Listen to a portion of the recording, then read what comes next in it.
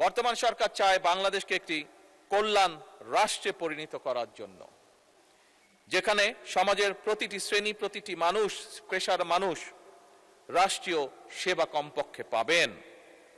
এবং এই পরিকল্পনা বাস্তবায়নের জন্যই মাননীয় স্পিকার ইতিমধ্যেই সরকার ফ্যামিলি কার্ড, কৃষক কার্ড, স্পোর্টস কার্ড, ইমাম মুয়াজ্জেম সহ অন্যান্য ধর্মীয় গুরুদের সম্মানী দেওয়ার যে বিষয়টি আমরা উল্লেখ করেছিলাম, প্রতিশ্রুতি দিয়েছিলাম, সেই কাজগুলো মাননীয় স্পিকার আমরা শুরু করেছি। মাননীয় স্পিকার, এই সংসদে দাঁড়িয়ে আমি আগেও বলেছিলাম বাজেট অধিবেশন উপস্থাপনের সময়, আজ আবারও উল্লেখ করতে চাই মাননীয় স্পিকার, আমি ধন্যবাদ জানাতে চাই আমার বিরোধী দলীয় বন্ধুদেরকেও।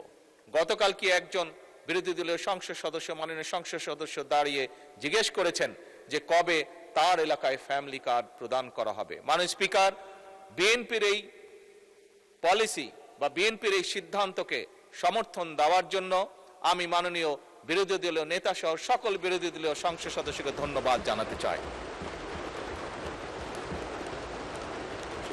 মাননীয় স্পিকার, আপনি নিজেও একজন কৃষকের সন্তান।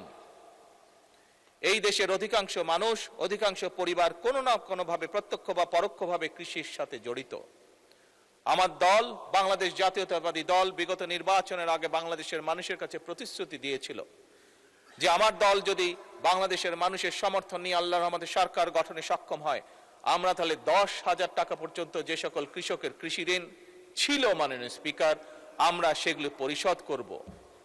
মাননীয় স্পিকার, সেগুলো সরকার থেকে পরিশোধ করব, অর্থাৎ সেগুলো সুদ সহ ঋণ আমরা মওকুফ করে দেব। মাননীয় স্পিকার, আমরা সরকার গঠন করার সাথে সাথে প্রথম ক্যাবিনেট মিটিংয়ে আমরা সেই সিদ্ধান্ত নিয়েছি, যার ফলে সমগ্র বাংলাদেশে 13 লক্ষ কৃষক যাদের ঋণ 10,000 টাকা ছিল সুদ সহ সেই ঋণকে মওকুফ করে দেওয়া হয়েছে মাননীয় স্পিকার।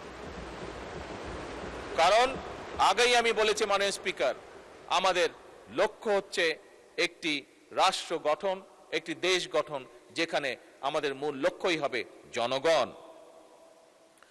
মাননীয় স্পিকার, সরকারের পরিকল্পনা অনুযায়ী নির্ধারিত নির্বাচিত প্রতিটি সেক্টরের মানুষের কাছে আর্থিক সুবিধা সম্মিলিত বিভিন্ন ধরনের যে সকল কার্ডগুলো আছে, আমরা সফলভাবে সেগুলো পৌঁছে দেওয়ার কাজ পর্যায়ক্রমিকভাবে ধীরে ধীরে শুরু করেছি। কিন্তু মাননীয় স্পিকার, এই সবগুলোকে এক সময় আমরা একটি কার্ডের মধ্যে নিয়ে আসতে চাই এবং সেজন্যই মাননীয় স্পিকার আমরা সিদ্ধান্ত গ্রহণ করেছি পর্যায়ক্রমিকভাবে আমরা সবগুলো, সেটি কৃষক কার্ড হোক, সেটি ফ্যামিলি কার্ড হোক, সেটি প্রবাসী কার্ড হোক, সেটি ইমাম মুয়াজ্জেম সাহেবদেরকে যে সম্মানী দেওয়া হচ্ছে সেটির কার্ড হোক, সবকিছু আমরা ইউনিভার্সাল কার্ড নামে একটি কার্ডের ভিতরেই আমরা সবকিছু নিয়ে আসব। মাননীয় স্পিকার, আগেও বলেছি, আবারও বলছি, একজন নাগরিক হিসাবে, একজন রাজনীতিবিদ, রাজনৈতিক কর্মী হিসাবে, একজন জনগণের নির্বাচিত প্রতিনিধি হিসাবে আমি বিশ্বাস করি রাষ্ট্র যদি নাগরিকদের দায় মেটাতে ব্যর্থ হয় তাহলে জনগণ এবং রাষ্ট্র উভয়ই দুর্বল হয়ে পড়বে। মাননীয় স্পিকার, আমি মনে করি এই সকল সুবিধা নাগরিকদের প্রতি রাষ্ট্রের করুণা নয়, বরং এই সকল যেগুলো আমরা দিতে চাইছি, যেগুলো আমরা কাজগুলো করতে চাইছি, এগুলো হচ্ছে রাষ্ট্রের দায় জনগণের প্রতি। মাননীয় স্পিকার, ভবিষ্যতে যদি আমরা স্বৈরাচারকে তাবেদার রুখতে চাই, স্বৈরাচার তাবেদারকে রুখতে চাই, তাহলে অবশ্যই রাষ্ট্র এবং জনগণকে রাজনৈতিক এবং অর্থনৈতিকভাবে শক্তিশালী করতে হবে। মাননীয় স্পিকার,